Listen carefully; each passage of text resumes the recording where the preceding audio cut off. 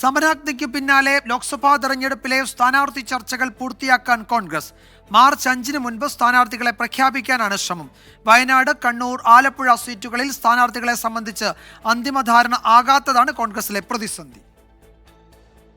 തെരഞ്ഞെടുപ്പ് ഒരുക്കങ്ങളും സ്ഥാനാർത്ഥി നിർണയവും സംബന്ധിച്ച മുഴുവൻ സമയ ചർച്ചകളിലേക്കാണ് കോൺഗ്രസ് കടന്നത്. ഇന്നലെ രാത്രി വൈകിയും നേതാക്കൾ തമ്മിൽ കൂടിയാലോചനകൾ നടന്നു.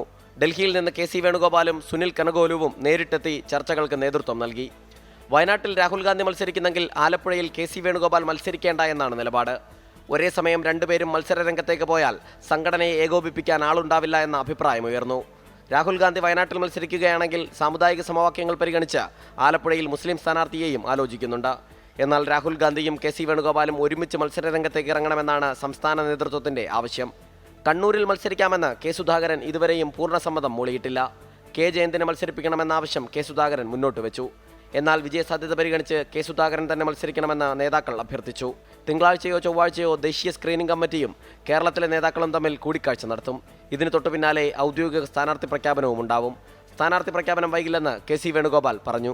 എന്തായാലും അത്തരം കാര്യങ്ങൾക്ക് ഏറ്റവും വൈകാതെ തന്നെ തീരുമാനമുണ്ടാവും. സ്ഥാനാർത്ഥി പ്രഖ്യാപനം പൂർത്തിയാക്കിയിട്ടില്ലാത്തതിനാൽ പ്രചരണ രംഗത്ത് പിന്നിലായി പോകുമോ എന്ന പരാതി കോൺഗ്രസ് അണികൾ ഉന്നയിച്ചിട്ടുണ്ട്.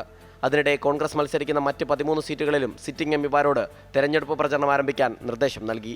24 തിരുവനന്തപുരം.